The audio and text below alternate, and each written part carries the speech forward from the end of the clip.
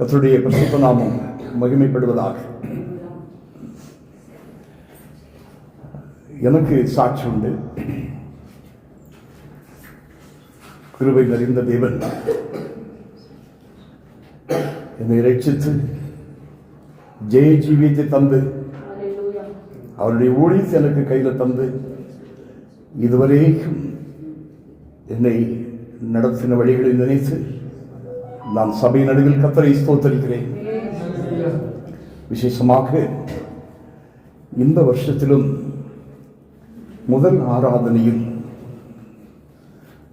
நான் பங்கு பெறும்படியாக தேவ செய்தியை கொடுக்கும்படியாக தேவனை நிறுத்தியிருப்பது ஒரு மகிமையான சாட்சி. நான் அதற்காக கர்த்தரை ஸ்தோத்தரிக்கிறேன். அடுத்தபடியாக தேவன் நம்முடைய ஆராதனை நேரத்தில் மகிமையாக நம்முடைய மத்தியில் அசைவாடி கொண்டிருந்தார். நம்முடைய சகோதரியின் மூலமாக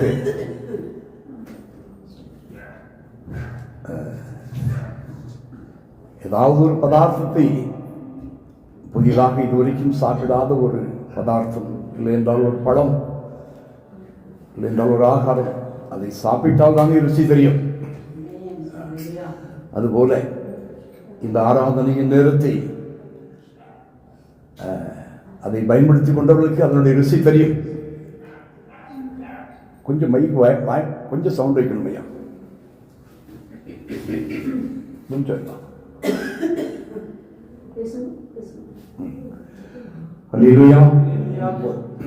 கொஞ்சம் தூரமா பேசினாலும் எடுத்துக்கலாம், இல்லை கிட்ட வரணும். ஆராதனை நேரம் இந்த ஆசீர்வாதமாக இருந்தது. கர்த்தரோடு ஒரு சில காரியங்களை பேசினார். தீர்க்க தரிசனமாய் சொல்லும்படி சில தாமதமாக வந்தபடியினால நானும் மனுஷன் தானே, அதனால சோர்ந்துட்டேன், அதனால சொல்லலை. கர்த்தருடைய பரிசுத்த நாமம் மகிமைப்படுவதாக. ஒன்றும் வருத்தமெல்லாம் இல்லை, எனக்கு வருத்தம் இல்லை, கர்த்தருக்கு வருத்தம் இருக்குமோ என்னவோ. அதில் சகோதரிக்கு நம்ம ஜான் பாஸ்கோ வருத்தம் இருக்கலாம், இல்லை முன்னதாக வருகிறவர்களுக்கு வருத்தம் இருக்கலாம். 10:30 மணிக்கெல்லாம் அவர் 10:45 எல்லாரும் வந்தாங்க, 10:30 உட்காந்துட்டாங்க. ஹெபி நம்ம சிஸ்டர், நான் உள்ள வரும்போது 10:50 என்னவோ. அந்த நேரத்துக்கு நம்முடைய சகோதரி எல்லாம் அவங்களாம் வந்துட்டாங்க. அதனால் அதுக்கு பிற்பாடு தாமதமாக வந்தவர்களை குறித்து எனக்கு வருத்தம் இல்லை. ஒருவேளை கர்த்தருக்கு வருத்தம் இருக்கலாம். ஒரு ஜான் பாஸ்கோ நம்முடைய ஐயாவுக்கு சகோதரிக்கு வருத்தம் இருக்கலாம். எனக்கு தெரியும் கர்த்தர் உங்களை சரியான நேரத்துக்கு கொண்டு வருவார். சரியான நேரத்துக்கு மினிமம் ஒரு 10:30, கூடுதலாக 11 அதற்குள்ளாக வந்து விடுவது எல்லாருக்கும் ஆசீர்வாதமாக இருக்கும். உங்களுக்கும் அது ஆசீர்வாதமாக இருக்கும். கர்த்தருடைய பரிசுத்த நாமம் மகிமைப்படட்டும். கர்த்தர் என்னோடு ஆராதனை நேரத்தில் பேசினது, நாம் 2 எஜமானுக்கு ஊழியம் செய்ய முடியாது என்று வசனம் சொல்கிறது. இந்த வசனத்தின் பிரகாரம் நாம் 2 எஜமானுக்கு ஊழியம் செய்ய முடியாது. அதை இன்னும் கொஞ்சம் விவரித்து சொல்ல வேண்டுமானால், ஒரு பெண்ணோ ஒரு ஆணோ எனக்கு அவளும் வேணும் இவளும் வேணும்னா முடியுமா? அவனும் வேணும் இவனும் வேணும்னா முடியுமா? அப்படி பைபிள் எழுதப்படாதுன்னா எழுதப்படலை. 2 எஜமானுக்கு ஊழியம் செய்ய முடியாது. இந்த சத்தத்தை நான் கேட்டேன். அப்போ பரலோகத்தில் இருக்கிற பிதாவின் சித்தத்தை சம்பூர்ணமாக நாம் செய்ய வேண்டும் என்பதற்காகத்தான் பரலோகத்தை விட்டு தெய்வம் இந்த பூமிக்கு இறங்கி வந்ததை நான் அந்த ஆவியில் நிறைந்து தேவனை துதித்துக் கொண்டிருக்கிற போது நான் அதை உணர்ந்தேன். அதற்காகத்தான் தேவன் தன்னையே பலியாக கொடுத்தார். என்னை பார்த்து தன்னையே பலியாக கொடுத்து விட்டு நான் உனக்காக விற்கப்பட போகிறேன், என் சரீரம் உனக்காக விற்கப்பட போகிறது, என் ரத்தம் உனக்காக சிந்தப்படுகிறது என்று அவர் அந்த வேலையை செய்து முடித்தார். நாம் ரெண்டு ஜமானுக்கல்ல, அதாவது சாத்தானுக்கும் கர்த்தருக்கும் அல்ல, நான் கர்த்தருக்காக மாத்திரம் நான் உண்மையாக இருக்கும்படி தேவன் தன்னையே கொடுத்திருக்கிறார் என்கிற அந்த ஒரு விஷயம் நான் ஆராதனை நேரத்தில் கண்டேன். கர்த்தருக்கு ஸ்தோத்திரம். இப்பொழுது இதுவரைக்கும் கர்த்தர் நம்முடைய மத்தியிலே இடைபெற்றுக் கொண்டிருந்தார். அதற்காகவும், அதாவது காணிக்கையின் பகுதி, சாட்சியின் பகுதி, ஆராதனையின் பகுதி, அடுத்த செய்திக்காக ஸ்டீவன் ஜெபி.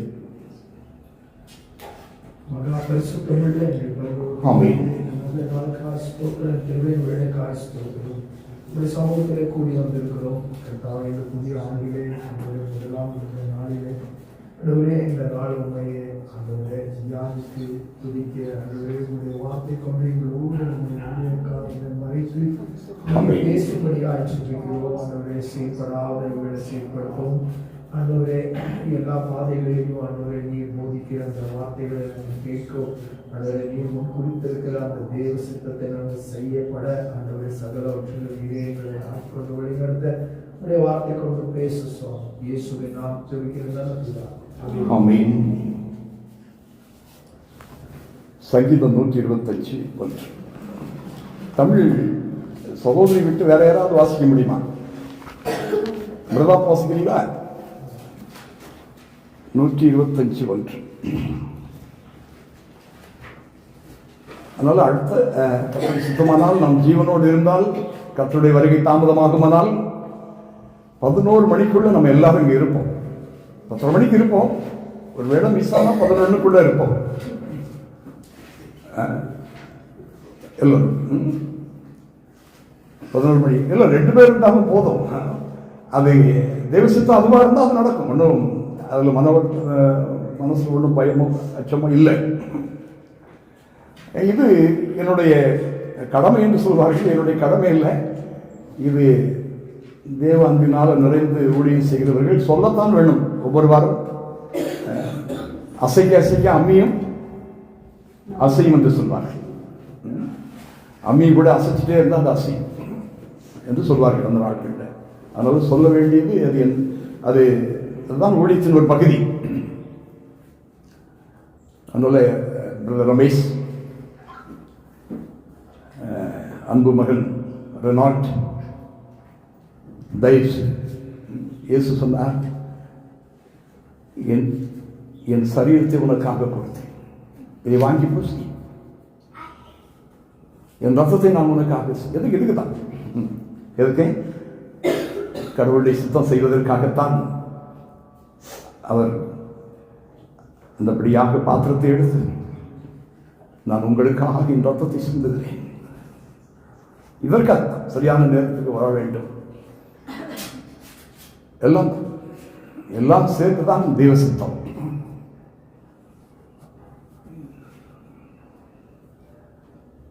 அதனால 11 மணிக்கு மேலே தாண்டதுங்கிறது எனக்கு செய்தி முன்னால் செய்திப்படி எனக்கு போக முடியல.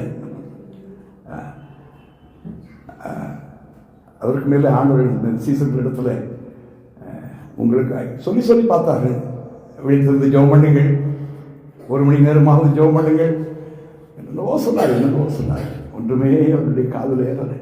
அப்பொழுது சொன்னார், உங்களுக்காக நான் விட்டு கொடுக்கிறேன், இனி என்ன செய்வது, என் ரத்தத்தையும் உங்களுக்காக சிந்துகிறேன் என்று அவர் எல்லாவற்றையும் செய்து முடித்தார். இப்படி சரியான அந்த 11 மணிக்குள்ள 10 மணியிலிருந்து இன்னொன்று பாருங்க, நான் ஏதோ ஒரு பெரிய ஊழியை செய்கிறேன் போய் நானும் தேவனுடைய மகிமை இழப்பேன். இதில் நம்ம ரொம்ப கவனமாக இருக்கணும்.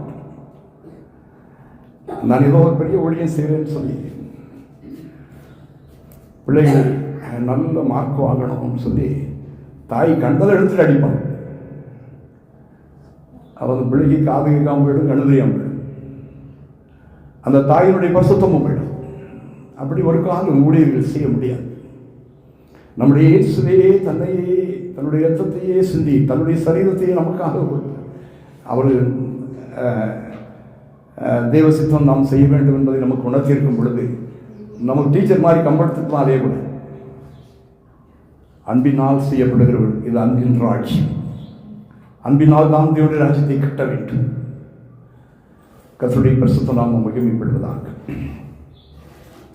அதனால இருக்கி தயவுசெய்து வந்திருப்பா 10:30 தப்பா 11. நான் கூட 10:30 வந்துடணும் தான் புறப்பட்டேன். ஏதாவது ஒரு தடவை வந்துருக்கு. அப்படி இப்படிமா 10:50 ஆயிடுச்சு. அதனால் நம்ம 11 மணிக்குள்ளே வருவதே வந்திருக்கிறவங்களை பற்றி ஒன்றும் சொல்ல முடியாது. இப்போது பெபி வந்திருக்கு சரியான டைம். பெபியை பார்த்து சொல்ல முடியாது. வேறு சகோதரி அவங்க வந்துடுறாங்க. அப்படி தான் இப்போ வரும்போது 2 முழங்கால் நின்றார். வராதவர் 11 மணிக்குள்ள 11 மணிக்கு பிறகு வந்தவர்களை குறித்து என் உள்ளம் ரொம்ப வேதனைப்படுகிறது. அதாவது ஒரு கிரமம் தவறுனா அக்கிரமம், கிரமம் தவறுனா அக்கிரமம். ஒருவேளை 11 மணிக்கு மேலே உங்களுக்கு ஆயிடுச்சு எதாவது சொன்னால் அடுத்த வாரம் வாங்க, பரவாயில்ல, அப்படி கூட செய்யலாம். ஒருவேளை 11 தாண்டிடுச்சு, தகுந்த காரணம் தான் பரவாயில்ல. இப்போ நானே வர்றேன், காரில் வர்றேன், கார் பஞ்சர் ஆகிடுச்சு, ஏதாவது தொந்தரவு ஆகிடுச்சுன்னு சொன்னால் அது ஒரு தகுந்த காரணம் இருக்குது. தாமதமாக எழுப்பி நாமவே சில நேரங்களில் அலட்சியப்படுத்துகிறது உண்டு. அப்படி இருக்குமானால் அது ஒரு வேளை அடுத்த ஞாயிற்றுக்கிழமை வரலாம். அது நல்லா இருக்கும். அப்புறம் விஸ்வநாதன் வரல, அந்த பினிக்ஸ் அவர் வரல, இவங்கெல்லாம் வருவாங்க, 2-3 மாதம் விட்டு வருவாங்க. அது வேறு விஷயம். ஆனால் 11 மணிக்கு உள்ளே வர்றதுங்கிறது அது ஏதோ மனசுக்கு ரொம்ப கஷ்டமாக இருக்குது. 11 மணிக்கு மேலே வர்றதுங்கிறது ரொம்ப கஷ்டமாக இருக்குது. தகுந்த காரணம் இருந்தால் பரவாயில்ல. தகுந்த காரணங்கள் சில வேளைகள் இருக்கும். நான் மனுஷன் தானே, தகுந்த காரணங்கள் இருக்கும். அதனால் கர்த்தர் தயவாக 11 மணிக்கு மேலே அலட்சியத்தினால் 11 மணிக்கு மேலே வந்த ஒவ்வொருவரையும் கர்த்தர் மன்னிப்பாராக. அவர்களுக்கு கர்த்தர் கிருபை கொடுப்பாராக. அதுக்காக ஸ்தோத்திரம் பண்ணுவோம். ஸ்தோத்திரம் ஸ்தோத்திரம் ஸ்தோத்திரம் ஸ்தோத்திரம். Praise the Lord, praise the Lord, praise the Lord, praise the Lord.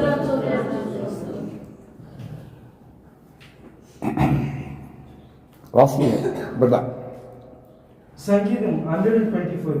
கர்த்தரை நம்புகிறவர்கள் என்றென்றைக்கும் அசையாமல் நிலைத்திருக்கும் சீயோன் பர்வதத்தைப் போல் இருப்பார்கள்.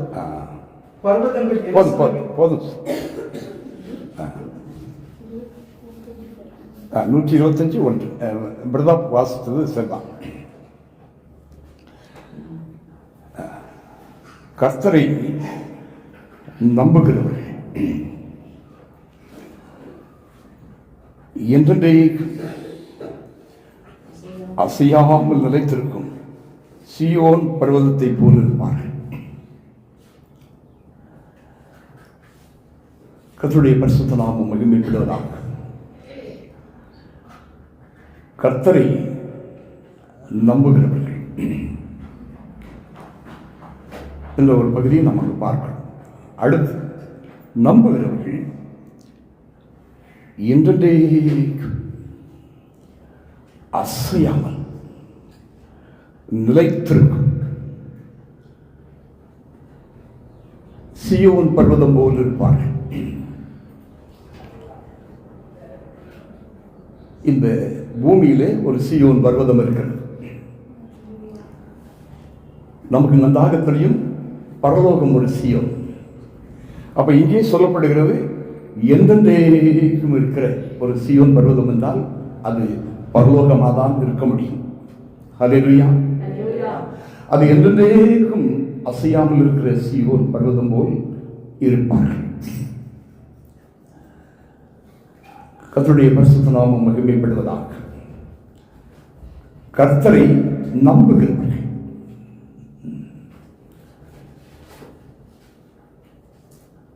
என்றேக்கும் அசையாமல் நிலைத்திருக்கும் சீயோன் பர்வதம் போல் இருப்பார்கள். அசையாமல், அதுதான் கர்த்தர் நம்மோடு இடைவிடும்படியாக சித்தம் கொண்டதான பகுதி. அசையாமல் என்கிற பகுதியை நாம் தியானிக்க போகிறோம். ஒரு அசையாது ஒரு ஆவிக்குரிய வாழ்க்கை, ஸ்பிரிச்சுவல் லைஃப், அசையாத ஒரு ஆவிக்குரிய வாழ்க்கை. இன்னும் அதை குறித்து விவரமாக சொல்ல வேண்டுமென்றால், ஒரு ஸ்திரத்தன்மை, ஆவிக்குரிய ஜீவியத்திலே ஒரு ஸ்திரத்தன்மை அல்லது ஒரு உறுதி,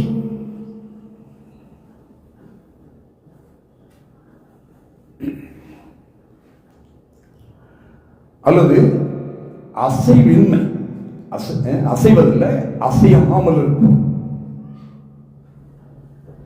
இன்னும் சொல்ல போனால் வலுவாமல், வழி விலகாமல் ஜீவிப்பது.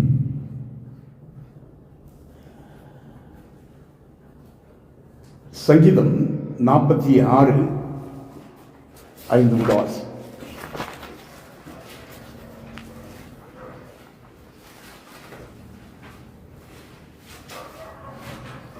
சங்கீதம் 46:5 பிரதா.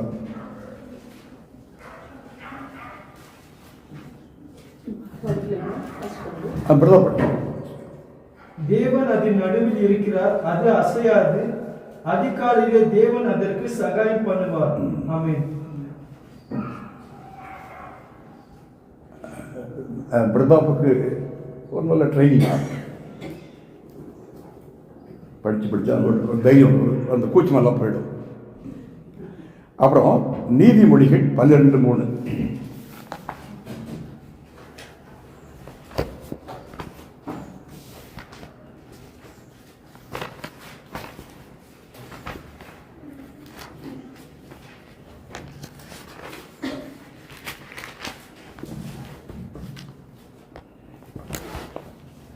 துன்மார்க்கத்தினால் மனுஷன் நிலைபெறப்படாது, நீதிமான்கள் வேரோ அசையாது. இங்கே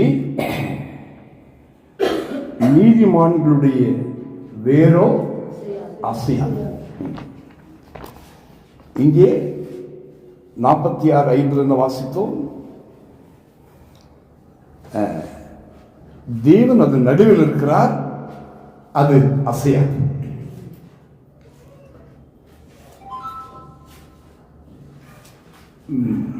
சில நேரங்களில் நம்ம நெட்டில் போகும்போது சில வீடியோ பார்த்துருக்கோம், நீங்கள் பார்த்துருப்பீங்கன்னு நம்புறேன்.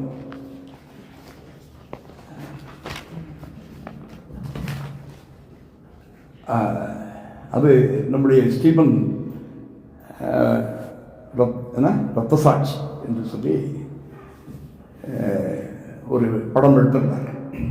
அதுபோல் நான் சில நேரம் நெட்டில் ஏதாவது காரியங்கள் பார்க்கும்போது இந்த இரத்த சாட்சி வீடியோக்கு வரும். அப்பொழுது இந்த மென்மையான ஊழியத்தை செய்கிறவர்களை பிடித்து கொண்டு போய் காட்டிலே வைத்து மறுதளிக்க சொல்கிறார்கள். அப்படிப்பட்ட வீடியோக்கெல்லாம் என்கிட்ட இருக்கு, என்னோட இருக்கு. ரொம்ப கஷ்டமாக இருக்கும் பார்க்குறது. வரிசையாக நிற்க வைத்து அப்படியே கடுத்தாட்டு அப்படியே கடலில் விடுவதெல்லாம் நடக்கும். காலகாலமாக 1ஆம் நூற்றாண்டு முதல் அப்படிப்பட்ட பயங்கரமான இரத்த சாட்சிகள் மடித்திருக்கிறார்கள் இந்த சுவிசேஷத்துக்காக, இந்த சத்தியத்திற்காக. அப்பொழுது ஒரு 2 ஊழியக்காரர்களை நீக்க வைத்து மறுதளிக்கும்படியாக கிறிஸ்தவ விரோதிகள் தன்னுடைய கண்ணு வைக்கிறார்கள். ஒருவன் மறுதளித்து தப்பித்துக் கொள்கிறார், ஒருவன் மறுதளித்து தப்பித்துக் கொள்கிறார். ஒருவன் இல்லை, நான் இயேசுவை அறிக்கையிட்டு ஜீவனை விடுகிறேன் என்று சொல்கிறார். ஆனால் அவருடைய கண் ஒன்றுமே வேலை செய்யாமல் போகிறது. அல்லேலூயா. அந்த கிறிஸ்தவ விரோதிகளுடைய கண் வேலை செய்யாமல் போகிறது. இது கதை அல்ல, நிகழ்கிற காரியங்கள். நம்ம சாது சுந்தர் சிங் அவருடைய ஊழியத்தில் கூட அவருடைய புக்கில் வருகிற போது ஒரு முறை ஒரு அரசன் அவரை எடுத்து ஒரு கிணத்துல போடுது. சில நாட்கள் ஆகியும் அவர் உயிர் பிரியவில்லை. அவர் ஏதோ ஒரு தெய்வ பிறவியாக இருப்பாரோ என்று சொல்லி அவரை விடுவித்ததாக அவருடைய சாட்சியில் ஒரு பகுதி வரும். நான் இவைகளை எதற்காக சபை நடுவில் வைக்கிறேன் என்றால், கர்த்தரை நம்புகிறவர்கள். அப்போ கர்த்தரை நம்புகிறது என்பது நாம் பல சூழ்நிலைகளுக்கு ஊடாக போகிற போது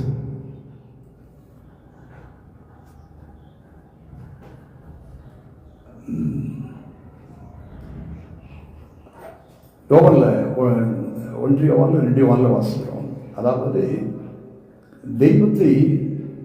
தெய்வத்தில் அன்பு கூறுகிறவர்கள் அவருடைய பிரமாணங்களை கைக்கொள்வார்கள். தெய்வத்தில் அன்பு கூறுகிறவர்கள் அவருடைய பிரமாணங்களை கைக்கொள்வார்கள். அதான் அன்பு. அது நமக்கு சுபாவத்தில், நமக்கு இந்தாகத்தில். அப்போ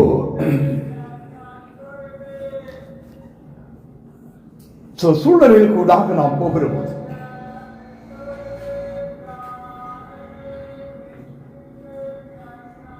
அப்போதான் நாம் கர்த்தரில் வைத்திருக்கிற நம்பிக்கை எப்படிப்பட்டது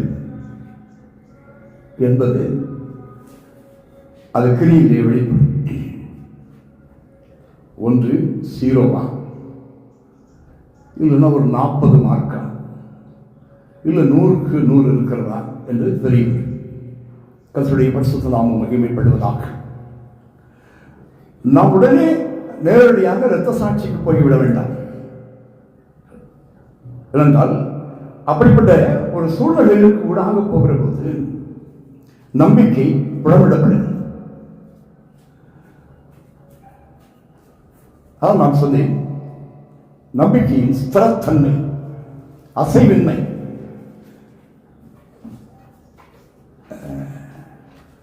வலுவாமலும் வழி விலகாமலும் இருப்பது. அது சூழ்நிலைகளுக்கு ஊடாக போகிற போதுதான் தெரியும்.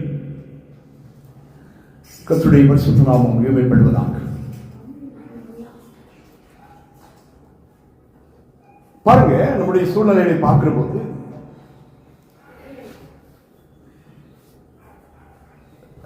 ஒரு சின்ன மன வருத்தம் யார் மீதாவது இருக்க மாட்டாங்க. அவர்களுக்கு ஸ்தோத்திரம் சொல்ல முடியாதபடிக்கு நாம் அங்கே சீரவார்கள். இப்ப நீங்க புரிந்து கொள்ளுங்க, இப்படி ஒன்றாக எடுத்துக்கொள்ளலாம். இரத்த சாட்சியாக மரித்து நம்முடைய தேவன் மேல் நமக்கு இருக்கும் நம்பிக்கையை நிரூபிப்பது அல்லது கிரியைகளை காண்பிப்பது ஒரு புறம் இருக்கட்டும். நாம் ஒருவருக்கு ஒருவர் இயேசு கிறிஸ்து வாழ்ந்த அந்த அவருடைய வாழ்க்கை, அவருடைய போதனைகள், இவைகளை கடைபிடிக்கிற விஷயங்களில் நாம் எவ்வளவு அஜாக்கிரதையாக இருக்கிறோம் என்பதை நாம் காண முடியும். நம்முடைய தேவன் அன்பாகவே இருக்கிறார்.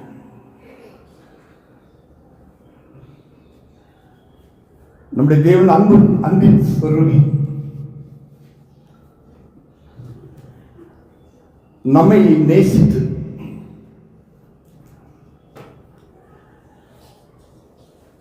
பிதா நம்மை நேசித்து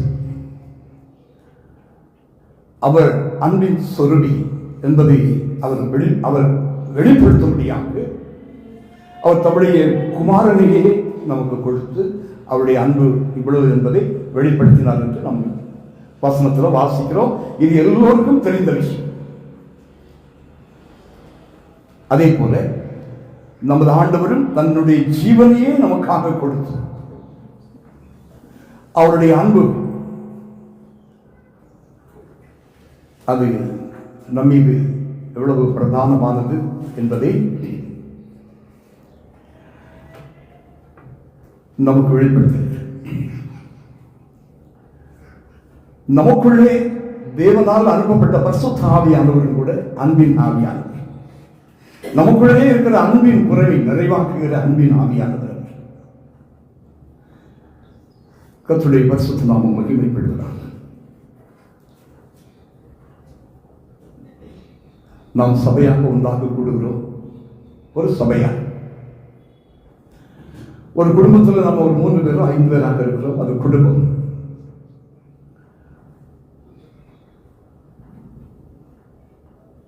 ஆனால்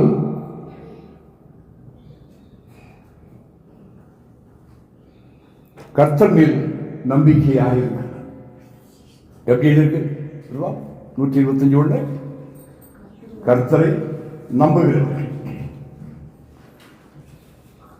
அப்போ கர்த்தரை நம்புகிறவர்கள் என்றைக்கும் அசையாமல் நிலைத்திருக்கும் சீயோன் பர்வதம் போல் இருப்பார்கள். இரத்த சாட்சியா மறிக்கிறது இருக்கட்டும். நம்முடைய குடும்பத்தில் நம்முடைய அன்பை நாம் எப்படி வெளிப்படுத்துவோம்? அந்த ஸ்திரம் எப்படி இருக்கு? அசையாது இருப்பது ஒன்று இருக்கிறது, அசைவது என்பது இருக்கிறது, விழுந்து போகிறது என்று ஒன்று இருக்கிறது.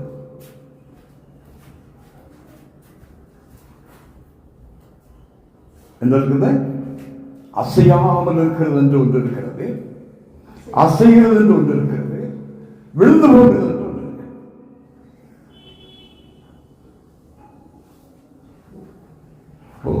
காண்கிற மனிதனிடத்தில் அன்பு கூறுவதற்கு பலன் இல்லாத இருக்கிற நாம் காணாத தேவனிடத்தில் எப்படி அன்பு கூற முடியும்? அந்த அன்பு எப்படி உண்மையாக இருக்கும் என்ற கேள்வி ஒன்று உண்டாகிறது. நான் நிறைய ஊழியக்காரர்களை பார்த்துருக்கேன், நிறைய பெற்றோர்களை பார்த்துருக்கிறேன், நம்மள எல்லாரும் பார்த்துருக்கிறோம். ஏதோ சட்டத்திட்டத்தை நிறைவேற்ற நேரம் போய் அன்பை இழந்து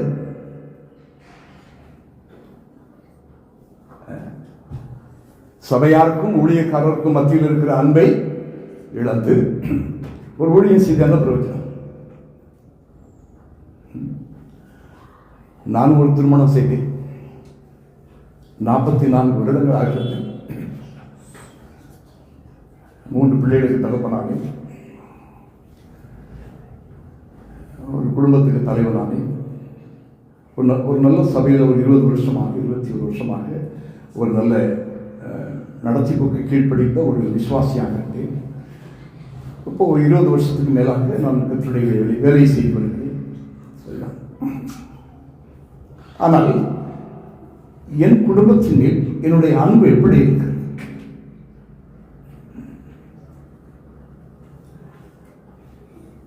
கர்த்தர் மேல் நம்பிக்கையாக இருக்கிறவர்கள் என்றைக்கும் நிலைத்திருக்கும் சீயோன் பர்வதம் போல் அசையாமல் இருக்கிறார்கள். அசையாமல் இருக்கிற சீயோன் பர்வதம் போல் இருக்கிறார்கள். இது ஒரு மகா மேன்மையான ஒரு செய்தி. இதை விவரிப்பதற்கு நாட்கள் போதாது. இந்த மகிமையின் சுவிசேஷத்தை நாம் விவரித்து பேசுவதற்கு இதற்கு இந்த ஞானம் போதாது. அவ்வளவு ஒரு மேன்மையான ஜீவித்தை தேவன் தந்திருக்கிறார்.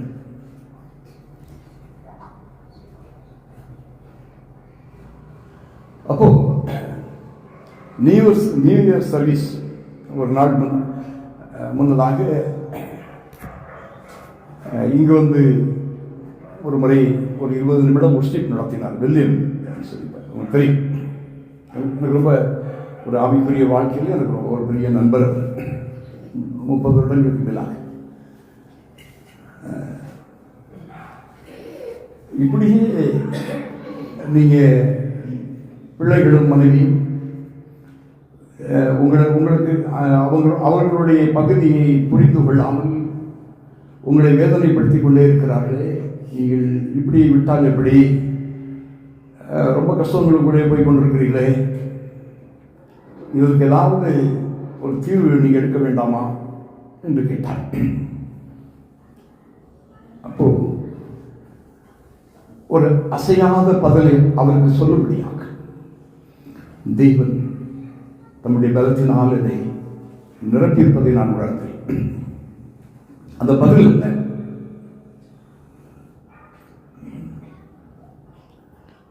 இந்த சாபஸ்வர பிள்ளைகள்லாம் பெரியவர்களான பிறகுதான் அவர்கள் நமக்கு கொடுக்கிற கௌரவம், கனம், மரியாதை, அன்பு என்ன இப்ப தெரியாது, அப்புறம் தான் தெரியும்.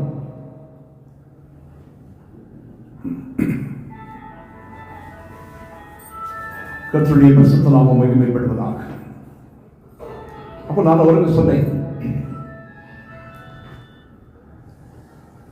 அண்ணா செலவுக்கு ஏதோ பைசா போட்டுட்டு இருக்கிறாங்க, செலவுக்கு ஏதோ பைசா போட்டுட்டு இருக்கிறாங்க,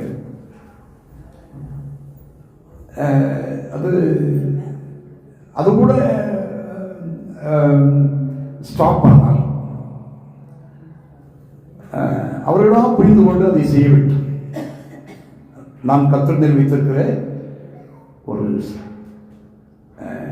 அசைவின்மையான ஒரு நம்பிக்கை, அதை கர்த்தர் எனக்கு செய்ய வேண்டும். ஒருவேளை அதுவும் தவறினால் உங்களை போல ஒரு 200-300 பேர் இருக்காங்க, ஒரு 100 ரூபாய் மாசம் கொடுங்கன்னு சொன்னா கூட கொடுத்துருவீங்க, எனக்கு போதும். ஆனால் நான் அசையாமல் நிலைத்திருக்கும் சீயோன் பெறுவதும் போது நான் கர்த்தரிடத்தில் காணப்பட வேண்டும். நான் என்னை மேன்மைப்படுத்த முடியும், நான் இதை சொல்லுகிறேன். சில விஷயங்கள்ல நாம் போதிக்கிற நான் தானே ஆகாதவனாகி போகாதபடிக்கு என்னை கர்த்தருடைய பரிசுத்த நாமம் மகிமைப்படுவதாக. அதனால தயவுசெய்து நம்ம ஒரு சின்ன சபையாக இருக்கிறோம், இதுல தேவன் எதிர்பார்க்கிற பலனை நாம் கொடுப்போமாக. இதுல ஒரு நீர் சர்வீஸ்ல கூட ஒருவருக்கு ஒருவர் கட்டி பிடிச்சி ஒரு பண்ணி ஒரு ஸ்தோத்திரம் பண்ற அன்பு நமக்குள்ள இல்லைன்னா எப்படி?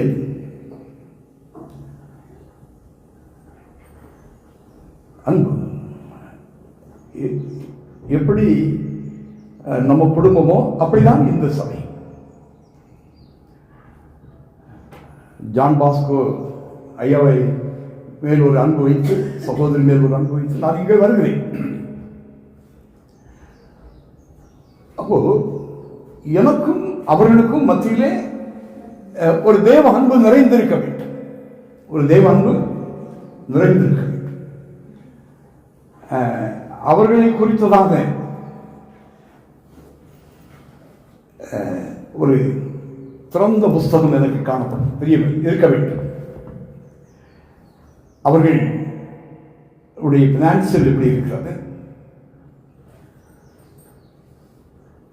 அவருடைய குடும்ப ஐக்கியம் எப்படி இருக்கிறது, இன்னும் பல இருக்கிறது. அதை குறித்ததான ஒரு அறிவு எனக்கு இருக்க வேண்டும். அப்படி இல்லைன்னா நான் வருகிறது என்னது? வருகிறது அன்பு இல்லாமல் வேறு ஒன்றும் இல்லை. நம்முடைய சபைக்கு மூளைக்கல்லாக விழுந்திருக்கிறார் அவர் அன்பின் சொருபி. அன்பு இல்லாமல் நாம் எதையுமே செய்ய முடியாது. அதே போல அவங்களுக்கு என்னை குறித்ததான ஒரு நாலேஜ் இருக்க வேண்டும். இவருடைய பினான்சியல் எப்படி இருக்கிறது, இவருடைய ஆரோக்கியம் எப்படி இருக்கிறது, இதான் அன்பு. அன்பு என்ன செய்யும்? அன்பு சும்மா இருக்கா? அன்பு சகலத்தையும் சகிக்கும். ஆமா, ரொம்ப அவசியம், ரொம்ப அவசியமான சப்ஜெக்ட். தங்கச்சி சொன்னது என்ன செய்யணும்? சகிக்கும். ஆமே. அப்போ நான் எதுக்கு என்னையும் சகோதரனுடைய ஃபேமிலியை ஒப்பிட்டு சொல்கிறேன். இப்படி நான் ஒவ்வொருவருக்குள்ளே நமக்குள்ளே இந்த சிறிய சபையிலே ஒரு பெரிய ஐக்கியம் இருக்கு. ஹல்லேலூயா. 11 மணிக்கு மேலே வந்துச்சு. இங்கே இது என்ன சபை, எதற்காக 10:30 மணிக்கு கர்லினா தங்கச்சி வந்து உட்கார்றாங்க. உட்கார்ந்து 12 மணி வரைக்கும் இந்த தொண்டை கிழிகிற அளவுக்கு பாடல்களை பாடி தேவனை துதிக்கிறார்கள். பாருங்க, நமக்கெல்லாம் அன்பு இருந்தா நானும் அதோடு ஒத்துழை.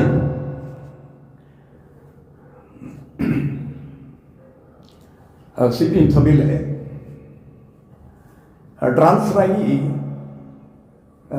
ஊழியக்காரங்க வருவாங்க. சபையார் முழுதும் என்னன்னா அவர் பிரசங்கிக்கிற பிரசங்கத்தை கேட்டு ஜீவி போன்றதெல்லாம் அது 3வது ஆயிடும். அவர்களை குறை கண்டுபிடிக்கிறதே வேலையா இருக்கும்.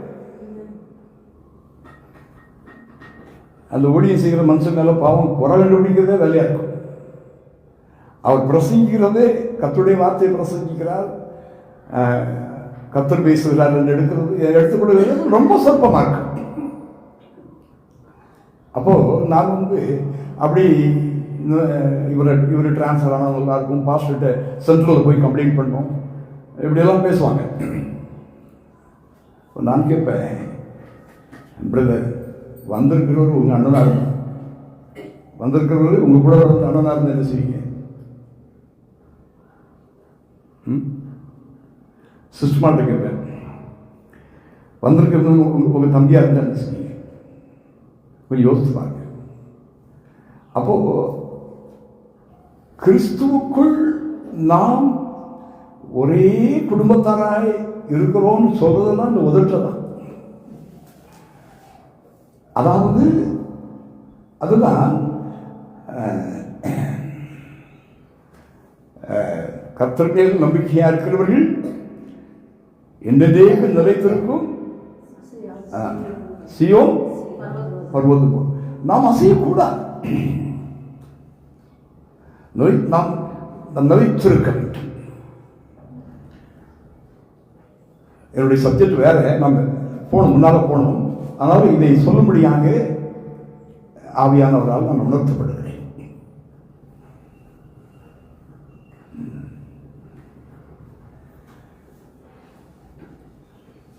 நான் தேவாசிவாத ஐயா ஊழிய நாட்கள் அவர் கஷ்டத்தின் பாதையில் போகிற போது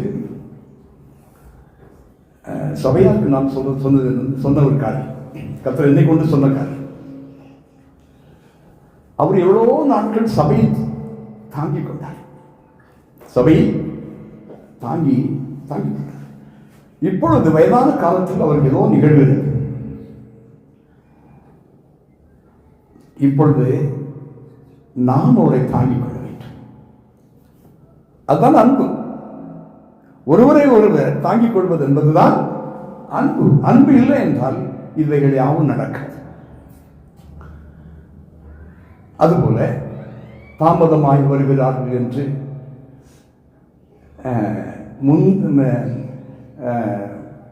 சரியான நேரத்தில் வந்தவர்கள் அவர்களை அலட்சியமாக பார்ப்பதோ, கோபமாக பார்ப்பதோ, இல்லை வந்தாவா வரட்டா போய் என்று சொல்வதோ அது அன்பல்ல. அது அன்பாக இருக்க முடியும். இப்படி எல்லா விஷயங்களிலையும் நாம் இன்றைக்கும் அசையாமல் நிலைத்திருக்கும் சீயோன் பர்வதம் போல நாம் காணப்படுவோமாக. கர்த்தர் ஒவ்வொருவருக்கும் உதவி செய்வாராக. நான் சொல்லுவாங்க, 10 மணி உட்கார்ந்து 12 மணி வரைக்கும் அவர்கள் பாடல்களை பாடி ஜெபித்து இந்த இடத்துல உட்கார்றாங்க. மற்றபடி இந்த தெருவில் உள்ளவங்களுக்கு அது தெரியாது, அவங்களுக்கு தெரியாது. யாருக்கு தெரியும்? சார்லஸ் பிரதருக்கு தெரியும், ரெனால்டுக்கு தெரியும். இன்னும் சொல்ல போனால் தங்கச்சி வந்து ரெனால்டுக்கு அத்தை தானே, அம்மா, ஒரு விதத்தில் அம்மா ஒரே ரத்தம். அவங்க வந்து உட்கார்றாங்க. நம்ம போய் ஒத்துழைக்க வேண்டும். இந்த இப்படிப்பட்ட கர்த்தர் மேல் நம்பிக்கையாக இருக்கிற ரெனால்ட்டுக்கு அப்படிப்பட்ட ஒரு அன்பு இருக்க வேண்டும், அசையாத அன்பு. ஒவ்வொரு நான் உதாரணத்துக்கு நான் ரெனால்ட்டை சொல்லுகிறேன், ஒவ்வொருவருக்கும் அது இருக்க வேண்டும். அப்படி இங்க வாசித்தோம், அந்த வேர் என்ன செய்யாது, அசையாது. ஏனென்றால் வசனத்தில் இருக்கிறது, அந்த வேர் எங்க இருக்கு, கொலோசியர் 2 கிறிஸ்துவிலே இருக்கிறது அந்த வேர். கொலோசியர் 2:6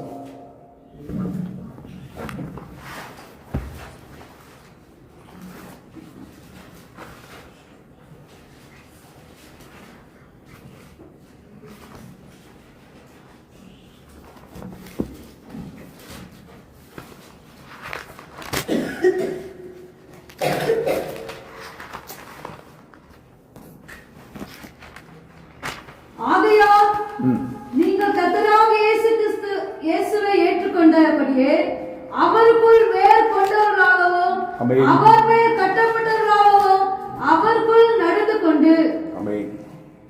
அந்த சரியான பொருள் என்னென்றால், நம்முடைய வேர் நம்முடைய கிறிஸ்துவிலே விட்டிருக்கிறோம். நாம் நம்முடைய வேர் எங்க இருக்கிறது, ஆனபடினாலே நம்முடைய வேர் என்ன செய்யாது, நீதிமானுடைய வேர் அசையாது.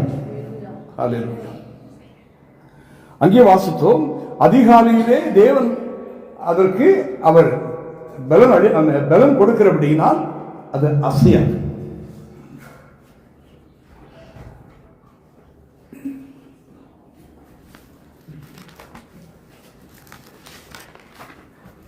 சங்கீதம் 46 இன்னொரு முறை வாசிக்கிறதா?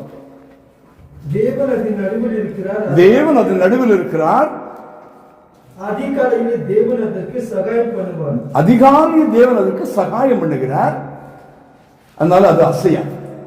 அப்போ இப்படிப்பட்ட ஒரு அசையாத ஜீவியம் அவ்வளவு சாதாரணமாக கிடைத்து விடுவதில்லை. இந்த அசையாத ஜீவியம் இல்ல மற்ற சுயாதீன பிரசங்கியார்கள் சபைகள் அவங்க பிரசங்கிக்கிறது போல வேலை இல்லாதவர்களுக்கு வேலை கிடைக்கிறது, வீடு இல்லாதவர்களுக்கு வீடு கிடைக்கிறது. இதையே முன்னிறுத்தி ஊழியம் செய்யப்படுகிறது. அதுவும் தேவைதான். இன்மைக்குரிய ஆசீர்வாதங்கள் தேவைதான். ஆபிரகாமுக்கு கர்த்தர் சொல்லுகிற போது, உன் சந்ததி கடற்கரையில் மணலத்தனை, உன்னுடைய சந்ததி வானத்தின் நட்சத்திரங்களை போல, 2 விதமான ஆசீர்வாதங்களை நம்ம இங்கே பார்க்கலாம். ஆனால் நம்முடைய இயேசு சொன்னார், பரலோக ராஜ்யத்தின் அவருடைய நீதியின் தேடுங்கள், இவைகள் உங்களுக்கு கூட கொடுக்கப்படும் என்று. அப்போ நாம் இந்த பிதாவின் சித்தத்தில் அல்லது பரலோக ராஜ்யத்தின் அதை நீதியின் தேடுகிற விஷயங்களிலே நாம் தேடினவர்களாக காணப்பட வேண்டும். நம்முடைய வேளாண்மை கிறிஸ்துவிலே காணப்பட வேண்டும். சும்மா சண்டே வர்றது அப்படி போயிடுறது என்னை சேர்த்தான். அப்புறமா நம்முடைய வேலைகள், பிள்ளைகள், நம்முடைய வேலைகள், வியாபாரங்கள், நம்முடைய காரியங்கள், பைக் ரிப்பேர் ஆகும், கார் வச்சுக்கோங்க கார் ரிப்பேர், ஆட்டோ வச்சுக்கோங்க ஆட்டோ ரிப்பேர் ஆகும், இப்படி பல காரியங்கள் இருக்கும். நாம் அதிலேயே மூழ்கிச்சு. நாம் நம்முடைய வேரை நாம் கிறிஸ்துவிலே விடாதிருப்போம், நிச்சயமாக அசையாத ஒரு ஜீவியத்தை நாம் செய்ய முடியாது. அசையாத ஒரு ஜீவியத்தை நாம் செய்யவே முடியாது. இது இந்த கிறிஸ்தவ வாழ்க்கை என்பது தேவ பலனை நம்மிடத்தில் பெற்று நம்முடைய இந்த அற்பமான மனிதனிலே தேவ பலனை பெற்றுக்கொண்டு தேவ பரிசுத்த ஆவியானவர் நமக்குள்ளே வந்து நாம் பலப்படுத்தப்பட்டு நான் தேவ பலனால நிறைந்து, தேவனுடைய கிருபைகளால் நிறைந்து, தேவ அன்பினால நம்ம நிறைந்து நாம் செய்த இது ஜீவியமாகும். ஆனபடினால நாம் எல்லோரும் இந்த வருஷத்தின் ஆரம்பத்திலே கர்த்தர் நம்மளை குறித்து விரும்புவது நம் அன்பால் ஒரு அசையாத கிறிஸ்தவ வாழ்க்கையை நாம் செய்ய வேண்டும்.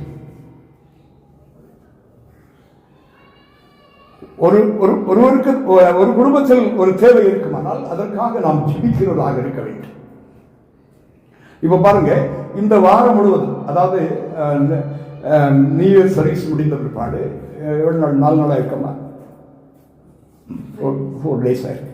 இந்த 4 daysல நம்முடைய ஜெப வாழ்க்கை எப்படி இருந்தது, நம்முடைய வேத வாசிப்பு எப்படி இருந்தது,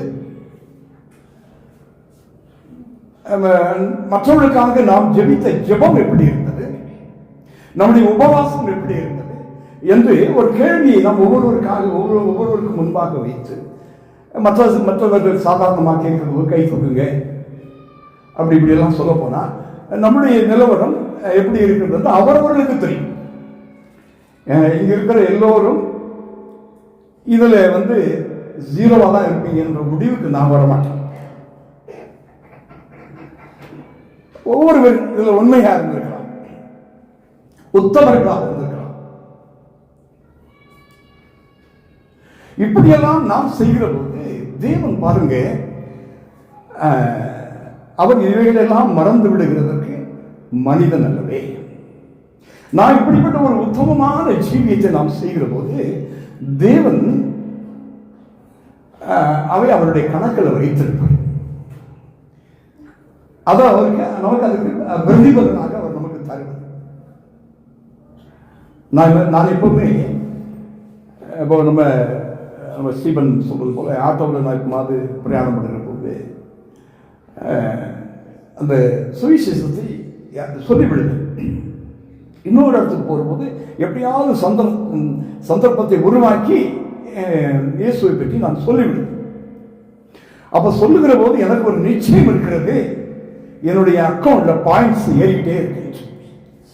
ஹல்லேலூயா, ஹல்லேலூயா. இப்ப கூட பாருங்க, 2016 கடைசி ஜனவரி, 2017 ஜனவரி வரைக்கும் பணத்தை கவுண்ட் பண்றதுக்கு கூட முடியாதபடி என்னை பெருமைப்படுத்தி சொல்லவில்லை, உண்மையை சொல்லிதான் ஆக வேண்டும். கோழிச்சிதாவில் அடி போட்டுட்டு என்னுடைய பெட்ரூமுக்கு கொண்டு போய் அடுத்த நாள் காலையில் எண்ணெய் 2017 ஜனவரி வரைக்கும். ஆனால் அதற்கு பிற்பாடு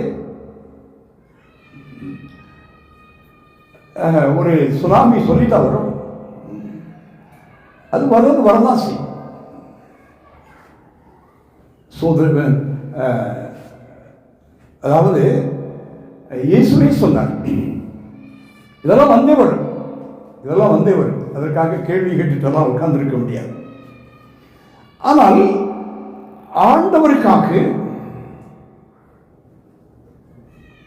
நான் சொல்ல பாருங்க, அன்பினால் நிறைந்து நாம் செய்த கிரியைகளை மறப்பதற்கு அவர் அநீதியுள்ள தேவன் அல்லவே.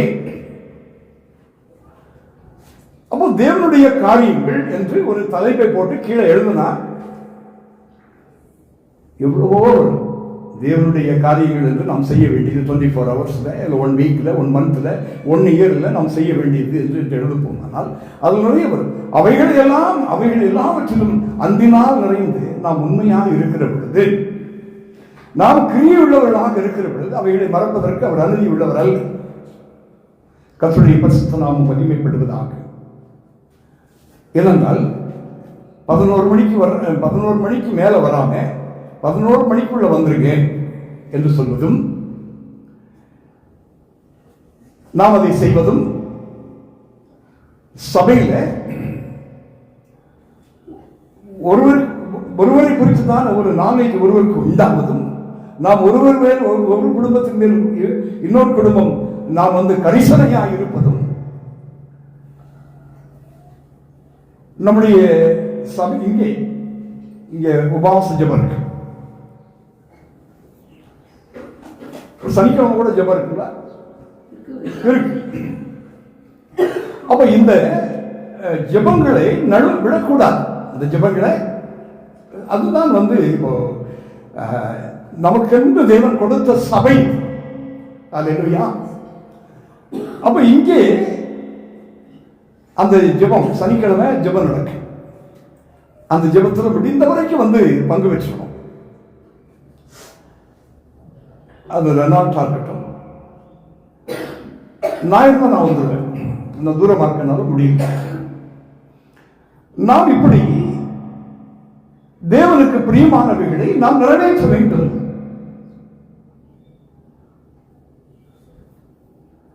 ஒன்றில்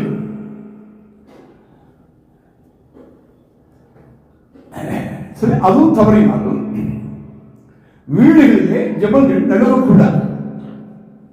ஜெபங்கள் ஒரு நாள் தவறலாம், தவறும், அது வேற.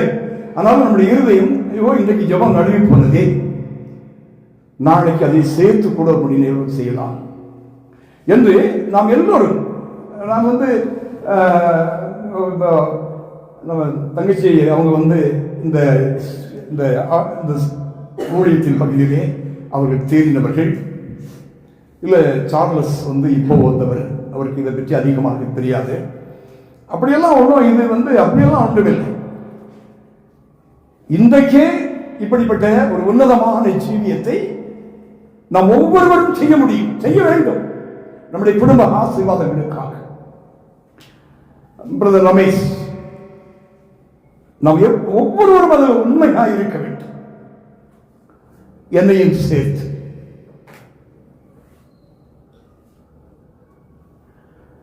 அப்படி செய்கிற போது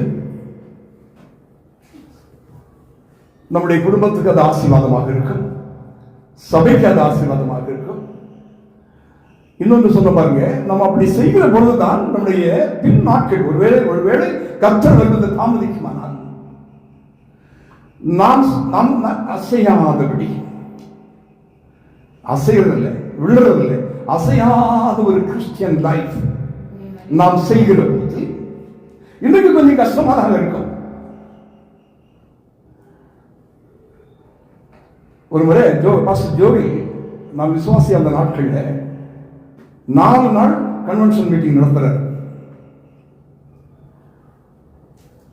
4 நாள் என்னுடைய பிசினஸ் க்ளோஸ் பண்ணிட்டு நான் போயிட்டு குடும்பத்தோட.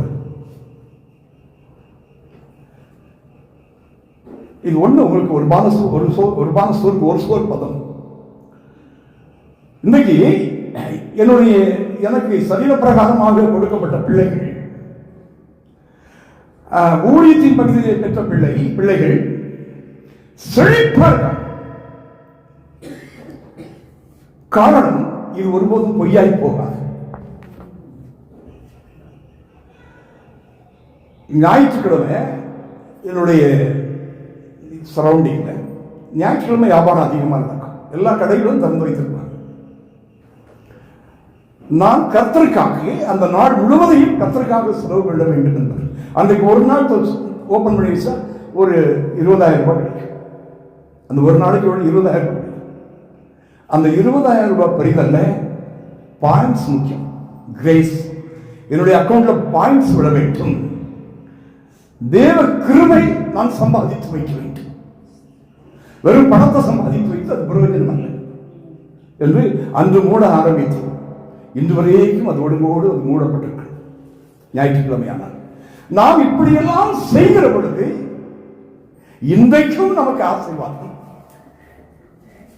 வருங்காலங்களிலே உன்மேலும் உன் சந்ததி உன் பிள்ளைகள் மேலும் பிள்ளைகளின் மேலும் தேவன் அந்த ஆசீர்வாதங்களை பொழிந்து நிற்படுகிறார். கர்த்தருடைய பரிசுத்த நாமம் மகிமைப்படுவதாக. அதனால இது சாதாரணமா எடுத்துக்கொள்ளாதீங்க. சபை என்பது அதை ஒரு கிரமத்துக்குள்ள வாங்க. தயவுசெய்து ஒரு கிரமத்துக்குள்ள வாங்க. 10:45 11 மணிக்குள்ள வந்தவர்களுக்காக நான் சொல்லலை, தாமதமாக வருகிறவர்கள் அவர்களுக்காக சொல்லுகிறேன். ஜெபிக்கிறவர்களுக்காக நான் சொல்லவில்லை, ஜெபிக்காதவர்களுக்கு சொல்கிறேன். ஜெபங்கள் இல்லாத நிலவரத்தில் ஜீவிக்கிற குடும்பம் இருக்கிறது, தனிநபர் இருக்கிறார். இப்ப 2 வயசுக்கெல்லாம் நான் 2.5 மணி நேரம் ஜெபிக்காத நாளே கிடையாது. அப்ப ரினால்ட் ஒரு சாதாரண பையன், நான் அன்றைக்கு ஒரு ஸ்பெஷல் பையன் அப்படின்னு நான் பார்க்கிறேன். தேவன் கொடுக்கிறது, அவர் தன் ஜீவனை கொடுத்தது ரினால்ட்டுக்காகவும் கொடுத்தார், இந்த இம்மானுவேலுக்காகவும் கொடுத்தார். அவர் பரலோகத்தை விட்டு இறங்கி வந்தது எனக்காக மட்டுமல்ல, அது ரினால்ட்டுக்காகவும் அது ஒவ்வொருவருக்காகவும் அவர் இறங்கி வந்திருக்கிறார். ஆசீர்வதிப்பதற்காக, பரலோகத்தை தரும்படியாக. அப்படி இருக்கிறபடி நான் ரொம்ப சிரமப்பட்டு என்ன சொல்லி இந்த ஜேசிபி போட்டு இந்த கிரைன் வச்சு தூக்குவாங்க, அப்படியெல்லாம் தூக்கிட்டு இருக்க வேண்டிய அவசியம் இல்லை. இனிமேலாவது ஒருவருக்கொருவர் நாம் புரிந்து கொள்வோம், நம்முடைய ஆசீர்வாதங்களுக்காக. அப்படி வாலிப வயதில் அந்த ஒரு நாளைக்கு 2.5 மணி நேரம் பாருங்க, ஒரே ஒரு வார்த்தை கூட்டி குறைச்சு சொன்னா என்ன நடக்கும்னு பைபிள் சொல்லி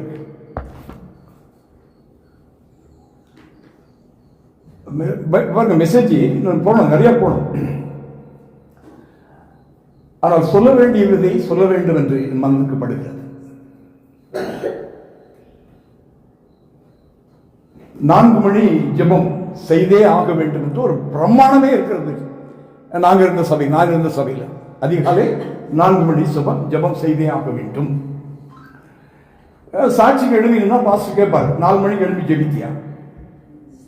ஜெபிக்கலாம், உட்கார், சாட்சி சொல்லாதன்னு சொல்லுவாங்க. அதனால 4 மணி ஜெபம் தவறாமல் செய்த நாட்களை மறக்க முடியாது. அதிகாலையிலே தேவன் அதற்கு சகாயம் பண்ணுகிறார். ஹல்லேலூயா. அதிகாலை ஜெபம் நம்முடைய வாழ்க்கையில் இருக்குமானால் நம்முடைய வாழ்க்கை என்ன செய்யாது? அந்த ஆவிக்குரிய வாழ்க்கை என்ன செய்யாது? அசையாது. ஹல்லேலூயா. கர்த்தருடைய பரிசுத்த நாமம் மகிமைப்படுவதாக. இப்படி 1977 நான் கர்த்தரால் பிடிக்கப்பட்டேன்.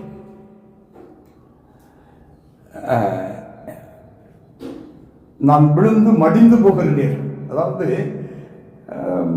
7000-8000 அடி மலையில் ஏறி தங்களுடைய உயிரை மாய்ச்சி கொள்கிறார். தினம் பார்க்கிறோம்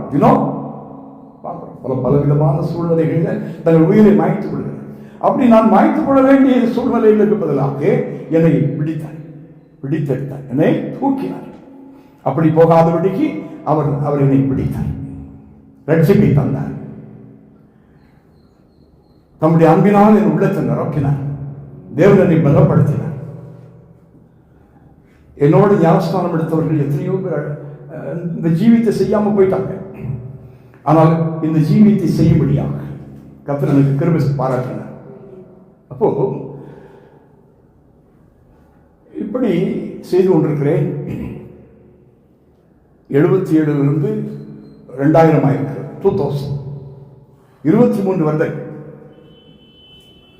23 வருடம் கடைசியிலே ஒரு நாள் இரவு, அந்த நாள் தேதி நான் எழுதவில்லை, ஜெபித்து விட்டு இரவு படுக்கிறேன். ஒரு 1 மணி இருக்கும்.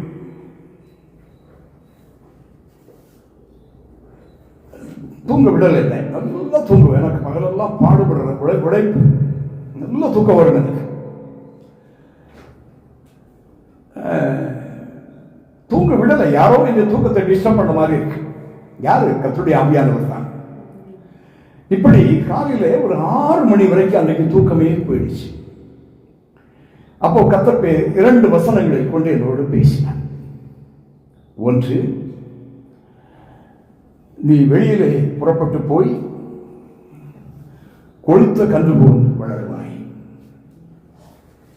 தேடி வீட்டில் போய் வாசிங்க, மீகாவில் இருக்கு. இன்னொன்று, நீ என்னுடைய மடியில் வைத்து தாளாட்டப்படுவாய் என்று. எனக்கு இந்த இரண்டு வசனமும் கர்த்தர் பேசுகிறது.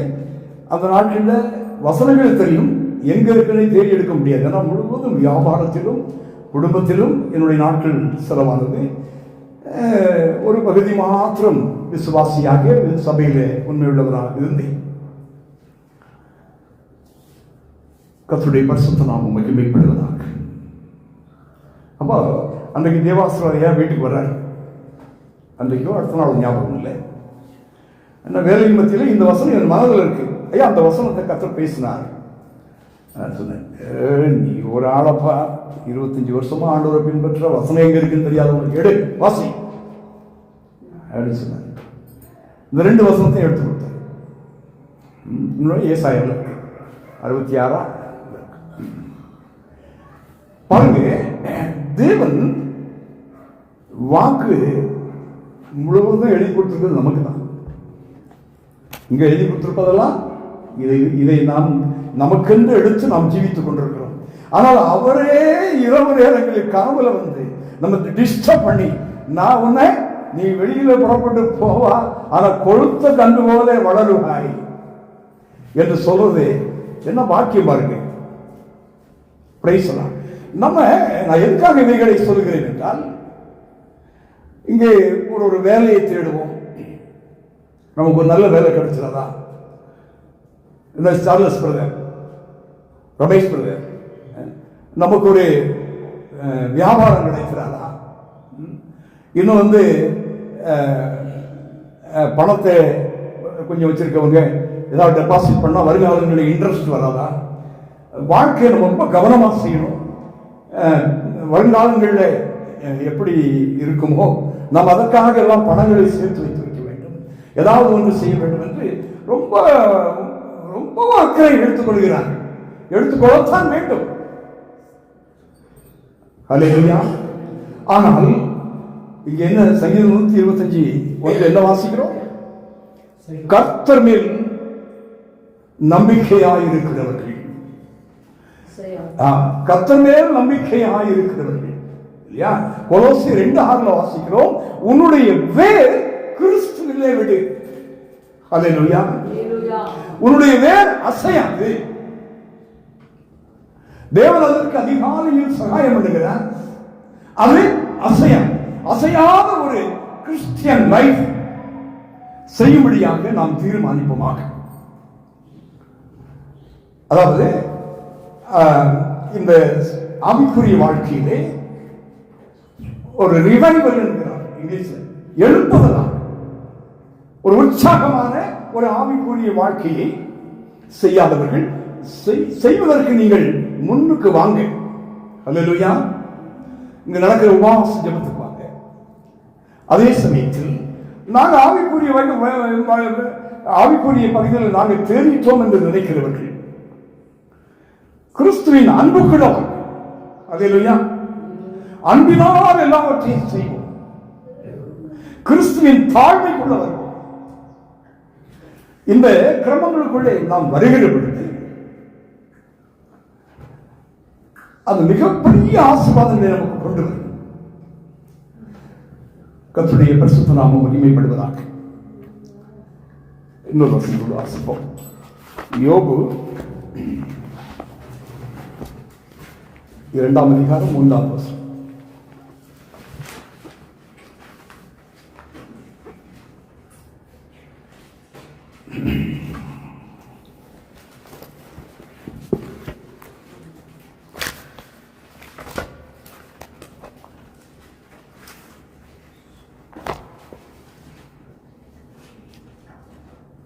யோபு 2:3 வாசிங்க.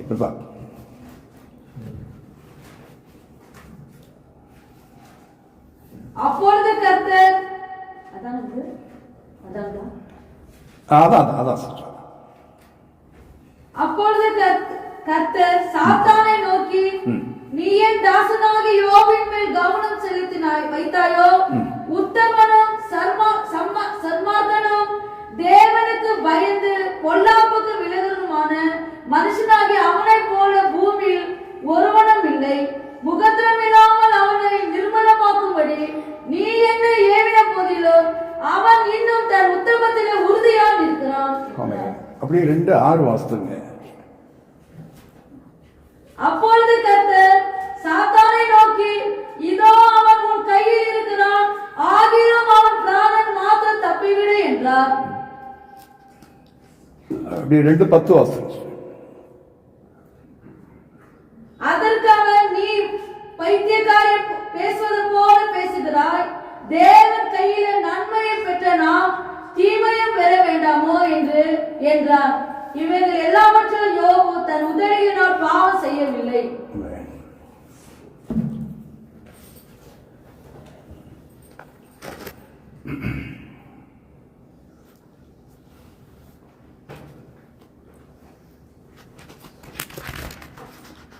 இங்கே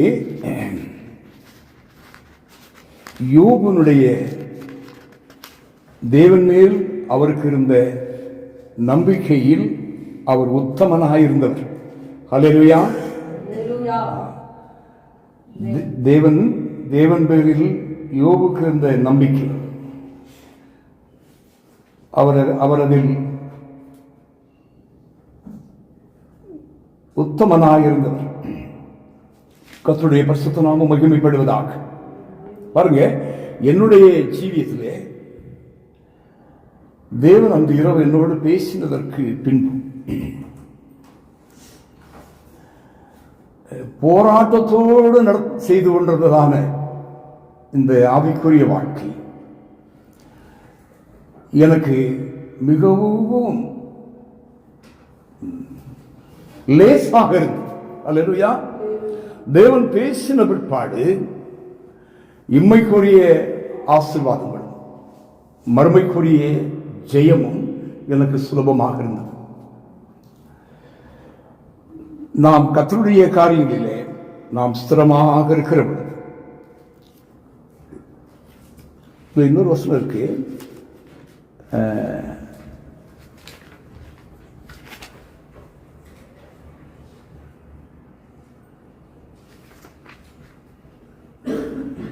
அவன் உத்தமனும்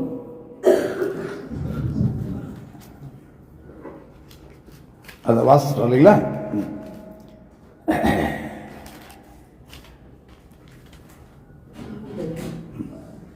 அவன்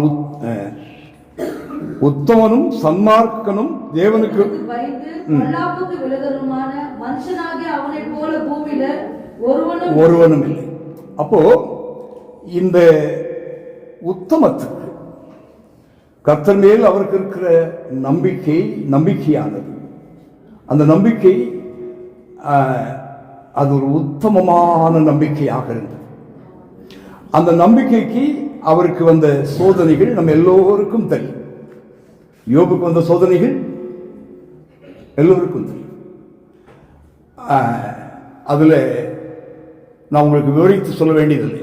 நமக்கு ஒரு சில வசனத்தை வாசித்தோம், 2:6 வாசித்தோம், 2:10 வாசித்தோம். முதலாவதாக அவருக்கு நிகழ்ந்தது, அவருக்கு இருந்த ஆடு மாடுகள், அவருக்கு இருந்ததான ஆஸ்திகள் எல்லாமே அவர் கைவிட்டு போனது. அடுத்தபடியாக அவருடைய சரீரத்தில் இருந்ததான ஆரோக்கியமும் அவரை விட்டு போனது. இன்னொன்று, அவருடைய மனைவி கூட தூசித்து ஜீவனை விடும். எதற்கு உமக்கு இந்த கர்த்தர் மேல் உமக்கு இந்த நம்பிக்கை என்று சொல்லக்கூடிய இடங்களிலே அவருடைய தேவனோடு விட அவர் பயணித்த அந்த பிரயாணத்திலே அவருக்கு அப்படிப்பட்ட சோதனை வந்தது. அப்ப அதிலே அவருடைய தேவனோடு உள்ளதான அந்த நம்பிக்கை, அந்த உத்தமம் நஷ்டப்படவே இல்லை. ஹல்லேலூயா. ஒருபோதும் அது சேதப்படவே இல்லை. யோபு 31 நீங்க வீட்டில் போய் வாசித்திருப்பீங்க. நீங்க ஒரு முறை வாசித்து பாருங்க. அந்த 2:3 சொல்லப்பட்டிருக்கிறது, அவர் உத்தமனும் சன்மார்க்கனும் பொல்லாப்புக்கு விலகிறவர் என்பதை குறித்து 31 இன்னும் விவரமாக எழுதப்பட்டிருக்கு. அப்போ தேவனிலே அவருக்கு இருந்ததான அந்த நம்பிக்கை பிசாசால சேதப்படுத்தவே முடியவில்லை. ஹல்லேலூயா. அந்த நம்பிக்கையை பிசாசு தகர்த்து போட முடியவே இல்லை. தேவன் யோபுவினிடத்தில் அப்படிப்பட்டதான ஒரு விசேஷத்தை நாம் பார்க்கிறோம். அப்போ அந்த இடத்துக்கு நாம் வர வேண்டும். நம்முடைய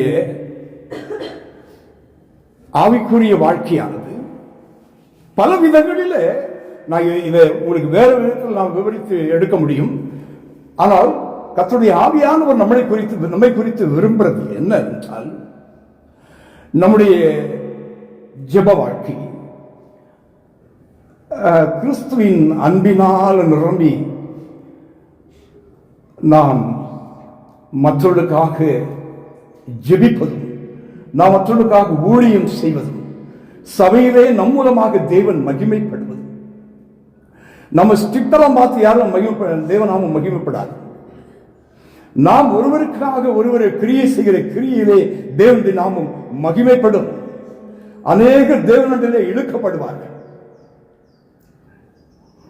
அப்போ இப்பேற்பட்டதான ஒரு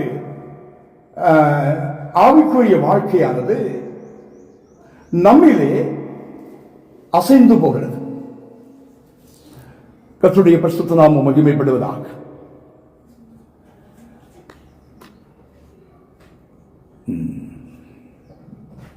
எப்படி சொல்றதுன்னு எனக்கு தெரியல. புதிய ஏற்பாட்டிலே நாம் பேதுருவை பார்க்கிற பொழுது அவர் இயேசுவோடு கூட இருந்த நாட்களில் அவருக்குள்ள இருந்ததான அசையாத ஒரு ஜீவியம் அவர்களை பார்க்க முடியவில்லை. அவர் அசைந்து போனார். ஆனால் இயேசு கிறிஸ்து மரித்து உயிர்த்தெழுந்த பிற்பாடு அவருடைய ஊழியத்தை பார்க்கிற போது அவர் அசையாதவராக, இரத்த சாட்சியாக மரிக்கிறவராக,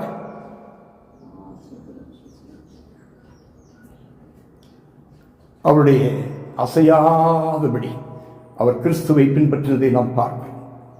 தேவன் மேல் வைத்திருந்த அவருடைய நம்பிக்கை அசையவில்லை. அல்லேலூயா.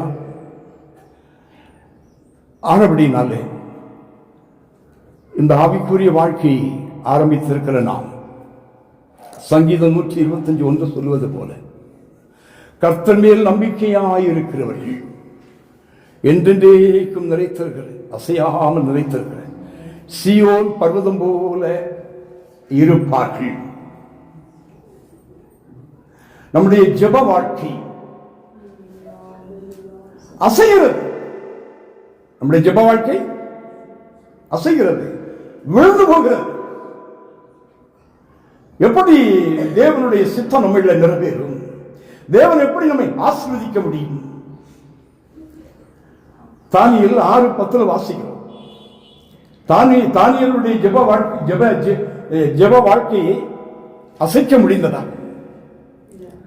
எப்படிப்பட்டதான ஒரு சூழ்நிலை வந்தது தானியேல். தினமும் 3 நேரம் எருசலேமுக்கு நேராக பலகணிகள் திறந்திருக்கு. அந்த ஜெபத்தில் அவர் உறுதியாக இருக்கிறதை பார்த்து அவருடைய ஜீவனுக்கே அபாயம் வந்தது. அந்த சூழ்நிலையில் அவர் ஜெபத்தை நழுவவிடவில்லை. அதான் சொன்னேன், நழுவாதபடி, வழி விலகாதபடி நம்முடைய ஆவிக்குரிய வாழ்க்கையானது இருக்க வேண்டும்.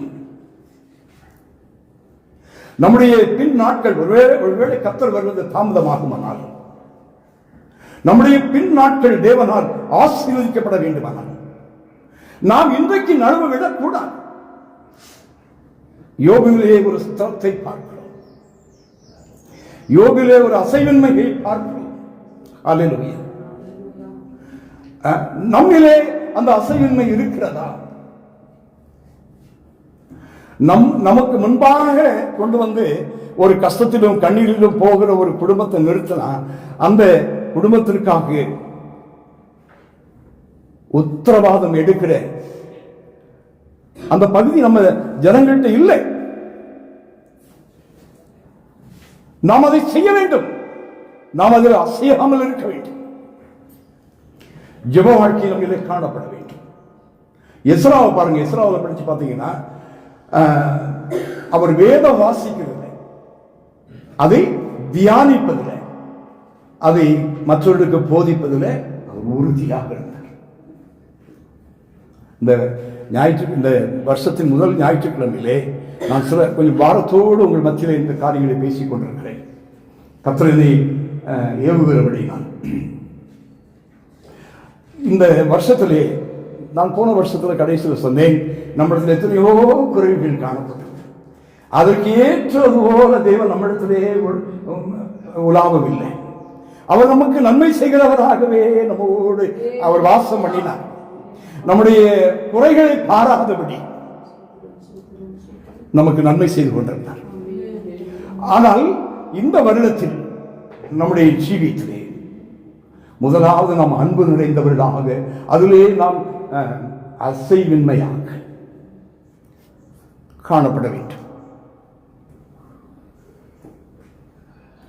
ரொம்ப அன்பில்லாதவர்களாக நாம் காணப்படுகிறோம்.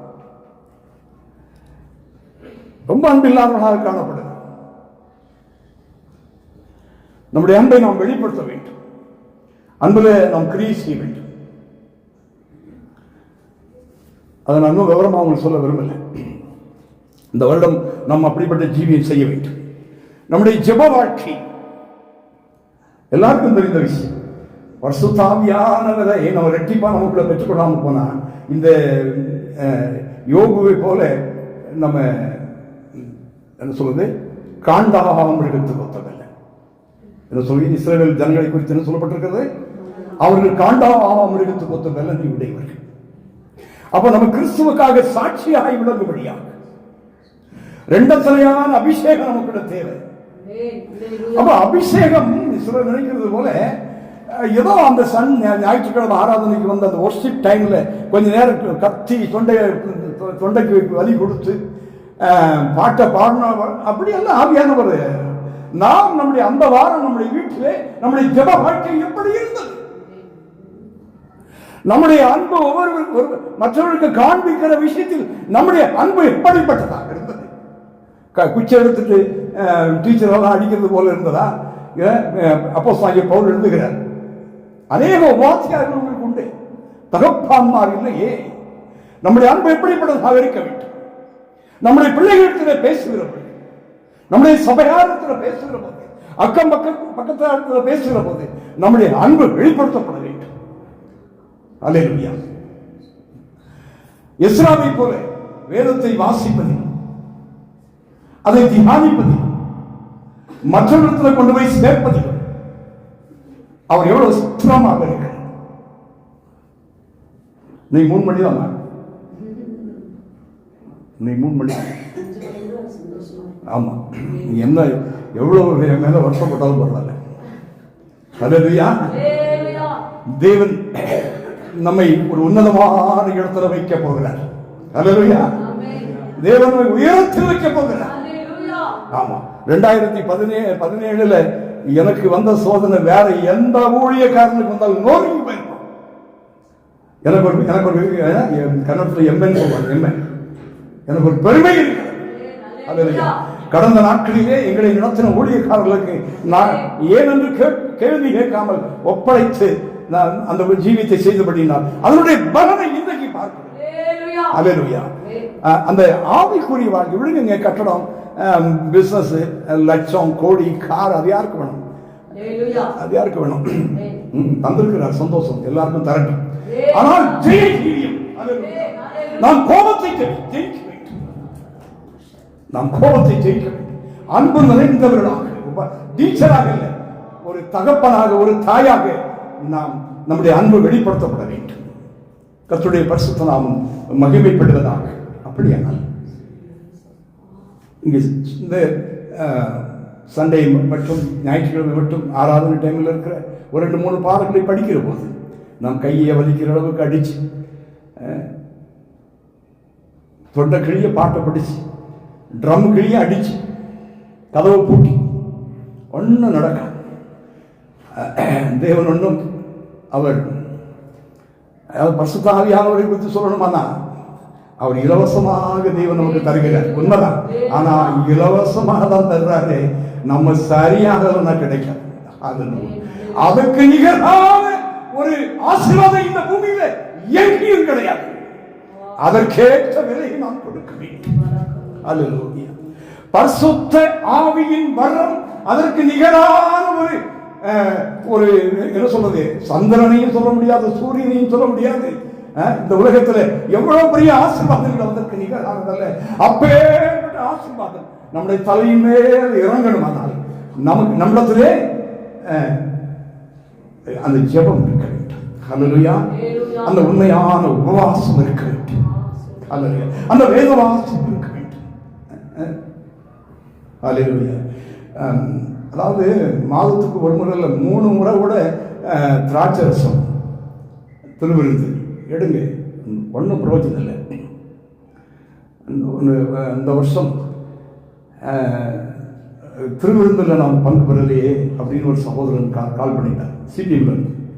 நான் சொன்னேன், திருவிருந்து என்பது இயேசு கிறிஸ்துவின் இரத்தத்தை குறித்ததான அந்த வெளிப்படுத்தல் யாருக்கு இருக்கிறதோ அவர்கள் தான் திருவிருந்துக்கு தகுதியானவர்கள். ஆமென். இயேசு கிறிஸ்துவின் இரத்தத்துக்கு அந்த இரத்தத்தை குறித்ததான வெளிப்படுத்தல் சகோதரனை உனக்கு இருக்கிறது. அது உனக்காகவும் எனக்காகவும் சிந்தப்பட்ட இரத்தம். உலகம் பாவத்தில் அது தண்ணீரை சுவாசிக்கும் காற்றை போல பாவத்தை குடித்துக் கொண்டிருக்கிறார்கள். ஆனால் தேவன் நாமோ அதற்கு முற்றிலும் விலக்கப்பட்டு அந்த பாவங்களுக்கு சிக்காதபடி நாம் முழுவதுமாக விலக்கப்பட்டு, நாம் வேறுவிக்கப்பட்டு, நாம் சரியான இடத்துல போய் பாதுகாக்கப்பட்டு வருகிறோம். அந்த சகோதரனுக்கு என்ன சொன்ன, எல்லா பண்டிகைகள்லையும் கொண்டாட்டங்களையும் விற்கிறத விட கிறிஸ்துமஸ் நியூ இயர்ல விற்கிறது சாராயம் அதிகம். அப்படி இந்த கிறிஸ்துமஸ் நியூ இயர் பண்டிகையிலே கிறிஸ்தவர்கள் பாவத்துக்குள்ளே, பாவத்தின் சாக்கடைக்குள்ளே மூழ்கி போயிருக்கிற போது, சகோதரனே, உன்னை தேவன் வேறு பிரித்து உன்னை தனிமையாக வைத்து பாதுகாத்திருக்கிறார். அதுதான் திருவிருந்து. கர்த்தருடைய பரிசுத்த நாமம் மகிமைப்படுவதாக. அந்த ரத்தத்தின் மேன்மை ரொம்ப கோபப்பட்டு, எவ்வளவுதான் ஒரு லிமிட்டுக்கு அதிகமாக கோபப்படுத்திட்டு அவரு ஒரு வார்த்தை மாறி வந்துடும், ஒரு வார்த்தை மாறி வந்துடும் இங்கிலீஷ்ல. அந்த வார்த்தை வந்துடும், நம்ம பேசக்கூடாத வார்த்தை வந்துடும். அப்போ திருவிருந்து எடுக்கிறனாலும் பரவாயில்லைங்க, இப்படிப்பட்டதான ஒரு பலகீனமான இடத்தில் நான் இருக்கிறேனே, இயேசு கிறிஸ்துவின் ரத்தம் எனக்கு இருக்கிறது, இயேசு கிறிஸ்துவின் ரத்தம் எனக்கு இருக்கிறது. நான் இந்த வேதனையிலே மடிய வேண்டியதில்லை. இந்த வேதனையில என்னை கழுவுகிறது. அல்லேலூயா.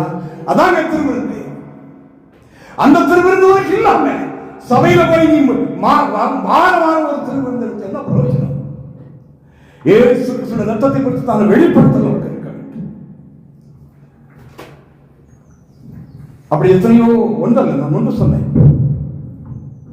ஒரு பேசக்கூடாத ஒரு அசுத்தமான வார்த்தை ஒண்ணுதான் சொன்னேன். அப்படி ஒரு நாளைக்கு நூற்றுக்கணக்கான காரியங்களை நம்மிலே நாம் எதிர்கொள்கிறோம். அந்த நேரங்களில் நம்ம என்ன செய்கிறோம்? நம்முடைய உள்ளம் உடைகிறது. அந்த நேரங்களில் நாம் இயேசு கிறிஸ்துவின் ரத்தம் சகல பாவங்களையும் நீக்கி நம்மை சுத்திகரிப்பதற்கு அது உண்மையும் நீதியும் உள்ளதாக இருக்கு. உடனே நாம் கழுவப்படுகிறோம். ஒரு மனைவி கணவர் அடிச்சிடறார், அல்லேலூயா. அப்புறம் ஒரு அடிமை போல மன்னிச்சிருமா, மன்னிச்சிரு, இதுக்காக ரத்தம் சிந்தல அவரு, இதுக்காக அவர் ஜீவனை கொடுக்கல. இந்த அம்மா தான் கோபப்படுத்துறது, அடிக்க வச்சதே இந்த அம்மா தான், அடிக்க வச்சதே இந்த அம்மா தான். ஆனால் அவர் ஒரு தேவனுடைய மனுஷன், யோபுவை போல அவரை கர்த்தர் மேல் நம்பிக்கையாக நிறைத்திருக்கிற, அசையாமல் நிறைத்திருக்கிற சீயோன் பர்வதம் அவன் என்ன செய்கிறான்? அவன் விடுகிறான். கர்த்தருக்கு இதை மன்னிக்க வேண்டும். அந்த ரத்தம் அவரை கழுவுகிறது. அல்லேலூயா. உடனே மனைவி என்ன செய்கிறார்கள்? இப்படி ஒரு சத்தியம் இருக்கிறதா? இல்லை, நான் தாங்க உங்களை கோபப்படுத்துறேன், நான் இனிமேல் உங்களை அப்படி கோபப்படுத்த மாட்டேன். அங்கதான் பரலோகம். அல்லேலூயா. கர்த்தருடைய பரிசுத்த நாமம் மகிமைப்படுவதாக. ஆனபடினாலே நம்முடைய வீட்டில் ஜெபங்கள் நடக்கட்டும். அல்லேலூயா. குடும்ப ஜெபம் நடக்கணுங்க. 1000 மன வருத்தங்கள் இருக்கட்டும், 1000 மன வருத்தம் இருக்கட்டும், குடும்ப ஜெபம் நடக்கணும் வீட்டில். அல்லேலூயா. ஆமென். ஜெபம் ஒன்னா கூடி ஜெபிக்க வேண்டும். ஜெபம் அப்படி இல்லைன்னு சொன்னா நீங்க கட்டி எழுப்புங்க. எதுக்காக நான் இது சொல்றேன்னு சொன்னா, உங்க ஆசீர்வாதம் அங்கே தான் இருக்கிறது. ஹல்லேலூயா. வேதம் வாசிப்போம், வேதத்தை வாசிங்க, தவற விடாதீங்க, நன்றாக வாசிங்க. இந்த வருஷம் நமக்கு ஆசீர்வாதமாக இருக்கு.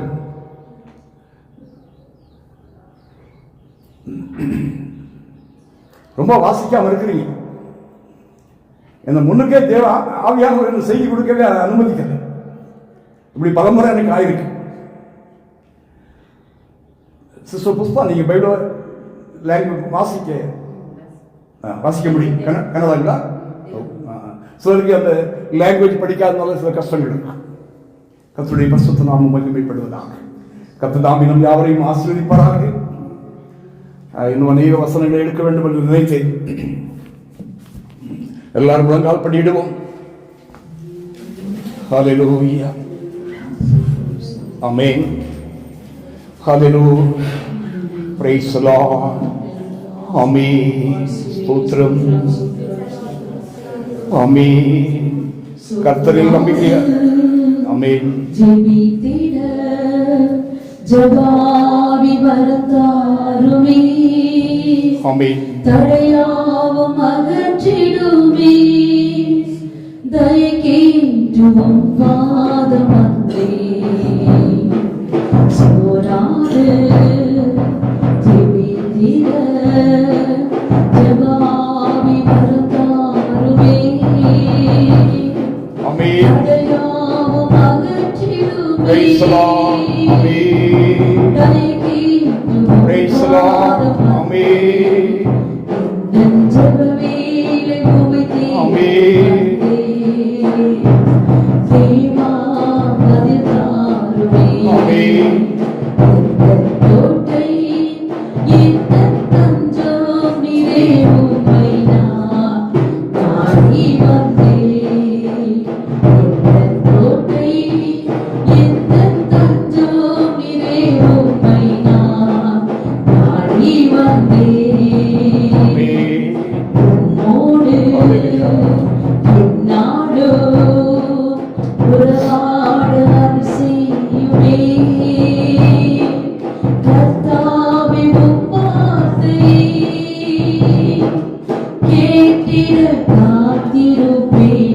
Amen.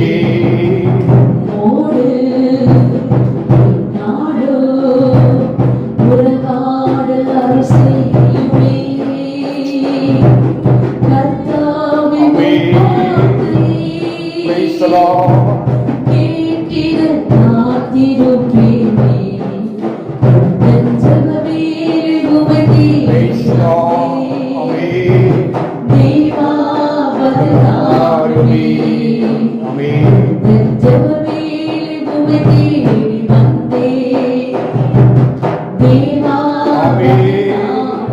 the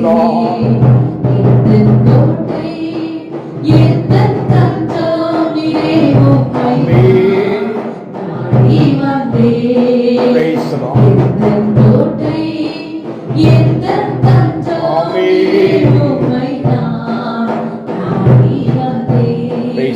Praise the Lord.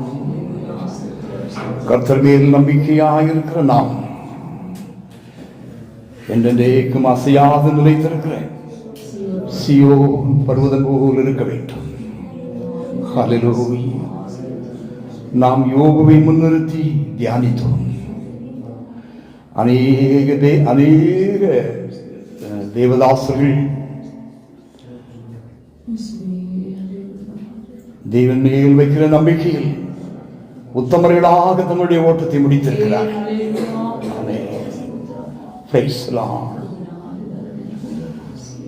நாம் அப்போஸ்தலனாகிய பேதுருவை குறித்து பார்த்தோம். இயேசு கிறிஸ்து இந்த பூமியில் இந்த நாட்களில் அவரோடு இருக்கிற போது அவருடைய நம்பிக்கை அசைந்தது மட்டுமல்ல, விழுந்தது. ஆனால் பரிசுத்த ஆவியானவர் அவர் மேல் இறங்கின பிற்பாடு இயேசு கிறிஸ்து உயிர்த்தெழுதலுக்கு பின்பு அது வேறே பேதுரு. ஆமென். அவர் உறுதியாக நின்றார். ஆமென். அவருடைய ஊழியம் அசையவில்லை. ஆமென். அவர் இயேசுவுக்காக ஜீவிக்கிற ஜீவியம் அசையவில்லை. ஆமென். நாம் தானியேலை குறித்து பார்த்தோம். அவருடைய ஜெபம் அசையவில்லை. நாம் எஸ்ராவை குறித்து பார்த்தோம். வேதம் வாசிப்பதில்லை, அதை தியானிப்பதில்லை. எஸ்ரா எப்படிப்பட்டவராக இருந்தார் என்று நாம் பார்த்தோம். யோபு தன் சிநேகிதர்களுக்காக வேண்டிக் கொண்ட போது அவருடைய சிறையிருப்பெல்லாம் மாறியது. நாமும் கூட நம்முடைய சபையாருக்காக, நம்முடைய அன்பானவர்களுக்காக நாம் ஜெப குறிப்புகளை வைத்துக் கொண்டு நம்முடைய தேசத்திற்காக, அநேக சபைகளுக்காக நம்முடைய கூடாரத்திலே அல்லது சபைக்கு வந்து நாம் வேண்டிக் கொள்ளவில்லை. நாம் அசையாதபடி காணப்பட வேண்டும். நாம் மற்றவர்களுக்கு காட்டுகிற அன்பு அசையாத அன்பாக இருக்க வேண்டும். ஆமென். அது அசையாது. அப்படிப்பட்ட ஒரு விசேஷித்த கிருபை. ஆமென். அப்படிப்பட்ட ஒரு விசேஷித்த தேவன், அப்படிப்பட்டதான ஒரு விசேஷித்த அபிஷேகம் நம் ஒவ்வொருவருடைய சிரசினில் இறங்குவதா. ஆமென். ஆமென். ஓ, நம்முடைய குடும்பம் ஆசீர்வதிக்கப்பட்டபடியாக நாம் அசையாது வைத்திருக்கிற சீயோன் பர்வதம் போல ஒரு ஸ்பிரிச்சுவல் லைஃப், ஒரு ஆவிக்குரிய வாழ்க்கை நாம் செய்வோமாக. இரண்டு எஜமானுக்கு ஊழியம் செய்ய முடியும். நாம் முழுவதுமாக நம்முடைய வாழ்க்கையை ஆண்டவருக்கு அர்ப்பணிப்போமாக, அவருக்கே ஊழியம் செய்வோமாக, அவருக்காகவே ஜீவிப்போமாக. ஆமென். இந்த ஜீவியம் அல்ல, இப்பொழுது நாம் செய்து கொண்டிருக்கிற இந்த ஜீவியம் அல்ல. நாம் செய்ய வேண்டிய ஆவிக்குரிய ஜீவியம் வேறு. நீ சமையல் பண்ணி கொண்டிருக்கிற பொழுது நீ ஆவியானவரால் நிரப்பப்பட வேண்டும். நீ சாப்பிட்டுக் கொண்டிருக்கிற பொழுது ஒரு சிநேகிதனுக்காக நீ ஸ்தோத்திரம் சொல்ல வேண்டும். அதுதான் ஒருவருக்கு ஊழியம் செய்து. நாம் சமையல் பண்ணி கொண்டிருக்கிற பொழுது உலகத்துக்காக யோசித்துக் கொண்டிருந்தோம். வாகனத்தில் போய் கொண்டிருக்கிற பொழுது நாம் உலகத்தையே யோசித்துக் கொண்டிருந்தோம். நாம் ரெண்டைக்குமான ஊழியம் செய்கிறோம். ஓ, 24 மணி நேரம் நாம் ஆண்டவருக்காக சிந்திப்போமாக, அபிஷேகத்தில் நிறைந்திருப்போமாக, ஜெபத்தில் நிறைந்திருப்போமாக, வேத வசனங்களை தியானிப்பதில் நிறைந்திருப்போமாக. கர்த்தர் ஒவ்வொருவருக்கும் உதவி செய்வாராக. ஓ, தேவனுடைய கர்த்தருடைய ஆவியானவர் அந்த ஞாயிற்றுக்கிழமை நம்ம ஒரு அரை மணி நேரம் பரிசுத்தாவினால் நிரம்புகிறதுக்கு ஒரு நேரத்தை எடுத்துக்கொள்கிறோம். அது மற்ற சபையில் அது கூட இல்லை. ஆனால் அந்த நேரங்களில் இல்லை. ஓ, அந்த வாரம் முழுவதும் தேவ சமூகத்திலே ஓ நம் அசையாத ஒரு ஜீவியம் செய்திருப்போமானால் இங்கே வருகிற பொழுது தேவன் சகல வரங்களினாலும் நம்மை நிரப்புவார். நம்ம இருக்கிற இடத்தை விட்டு அது நம்மை அசைக்கும். தேவாவியானவர் சகல வரங்களோடு நம் நிமித்தத்தில் உலாவுவார். கர்த்தர் ஒவ்வொருவரையும் ஆசீர்வதிப்பார்.